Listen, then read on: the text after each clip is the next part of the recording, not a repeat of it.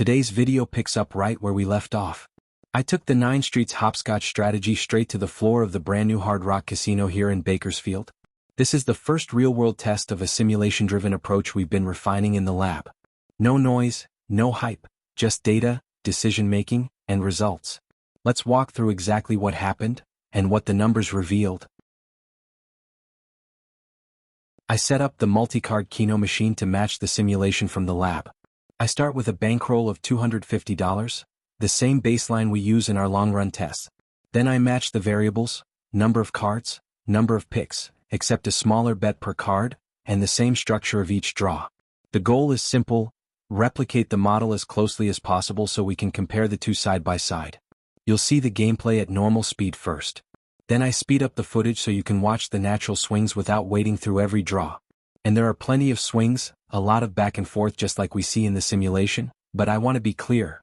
I'm not giving the conclusion yet. The purpose of this segment is to show the setup, show the volatility, and let you see how the real-world machine behaved under the same conditions as the model. The final results are coming, and they tell an interesting story.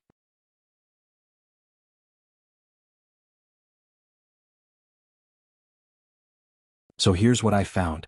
The bankroll eventually dropped to 0, but the reason wasn't the strategy, it was the payout table at the Hard Rock. The machine paid less than the model. 7 spots paid 300 times instead of 500, 3 spots paid nothing instead of 1, 4 spots paid 1 instead of 2, and so on. With a weaker pay table, the math simply couldn't keep up. After discovering the payout differences at the Hard Rock, I went back into the lab and updated the pay table inside the simulator.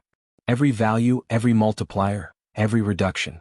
7 spots now pay 300 times instead of 500, 3 numbers pay 0 instead of 1, 4 numbers pay 1 instead of 2, and the adjustments continue all the way down the table.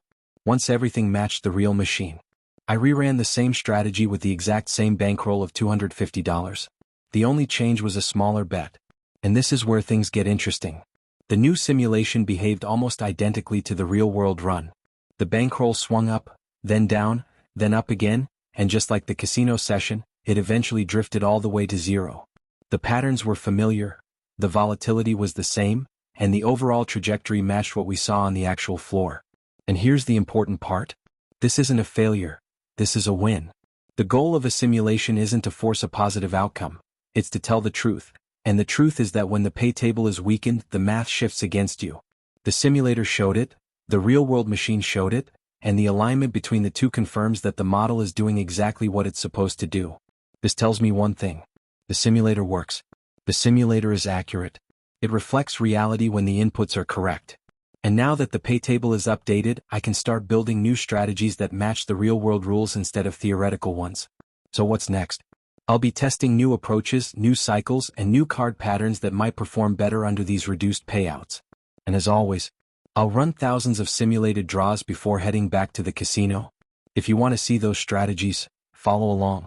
Thanks for watching, and if you found this helpful, hit like, drop a comment, and subscribe for more data-driven gambling analysis from RollingBroke.